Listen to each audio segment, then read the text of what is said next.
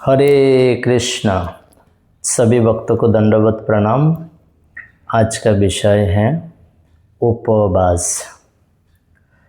एक महान वैष्णव आचार्य श्रील भक्तिविनोद ठाकुर अपने भजन में गाते हैं, माधव तिथि भक्ति जननी जतने पालन करी।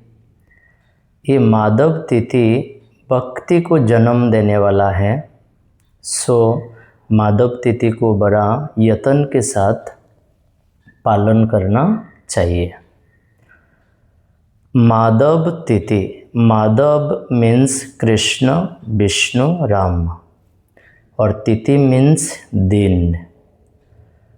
तो जिस दिन भगवान कृष्ण के लिए, भगवान विष्णु के लिए व्रत रखा जाता है तो उसको कहते हैं माधव तिथि। तो अनेक माधव तिथि हैं।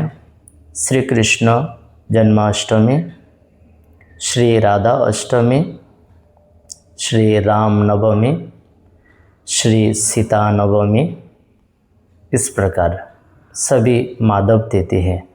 और हर 15 दिन में एक माधव तिथि स्पेशल प्रत्येक मास में आता है, वह है एकादशी व्रत। यह भी माधव तिथि। तो ये जो माधव तिथि है, उस दिन व्रत पालन करने से अनगिनत रूप से भक्ति का लाभ मिलता है। हाँ, अच्छा, चलिए मेन टॉपिक में आते हैं, उपवास। उपवास, उप का मतलब है निकट और वास का मतलब रहना। जब हम भगवान के पास में रहते हैं, निकट में रहते हैं, तो उसको कहते हैं उपवास। तो प्रश्न उठता है, हम कैसे भगवान के पास में रह सकते हैं? तो भगवान के नामों का जपा करके, कीर्तन करके, भगवान के कथा गीता भागवतम का श्रवण करके हम भगवान के पास में रह सकते हैं। हरे कृष्णा कृष्णा कृष्णा हरे हरे, हरे राम राम राम हरे हरे। फिर और एक प्रश्न उठता है, तो फिर उपवास का मतलब भगवान के पास में रहना है, तो फिर उस दिन हम खाना पीना क्यों छोड़ते हैं? अनाज अन्न क्यों छोड़ते हैं?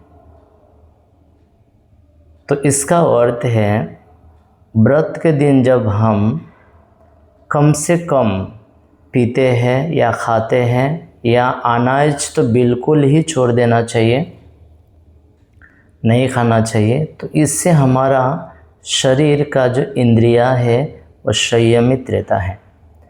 और संयमित इंद्रियां के कारण मन शांत होता है, और शांत मन के कारण बुद्धि जो है विवेकवान बनता है, और विवेकवान बुद्धि के द्वारा ही भक्ति होती है, और भक्ति के द्वारा ही हम भगवान को प्राप्त करते हैं, और इसी के नाम है सिंपल भक्ति योगा।